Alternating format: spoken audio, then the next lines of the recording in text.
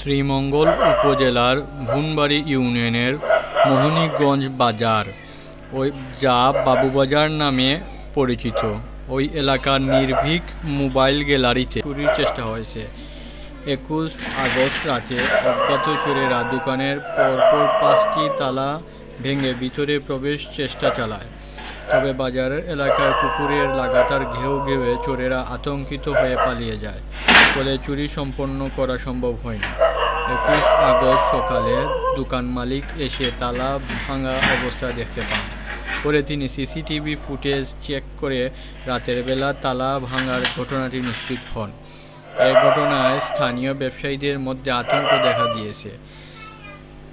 তারা বাজারের রাতে নিরাপত্তার জোরদারের দাবি জানিয়েছেন। ব্যবসায়ীরা বলেন, প্রশাসন যদি নিয়মিত বাজার এলাকায় টহল জোরদার করে এবং আলোকসজ্জা ও পাহারার ব্যবস্থা নিশ্চিত করে, তাহলে এ ধরনের চুরির ঘটনা প্রতিরোধ সম্ভব। স্থানীয়দের দাবি, প্রশাসককে আরও সক্রিয় হয়ে ব্যবসায়ীদের নিরাপত্তা রক্ষা ভূমিকা রাখতে হবে।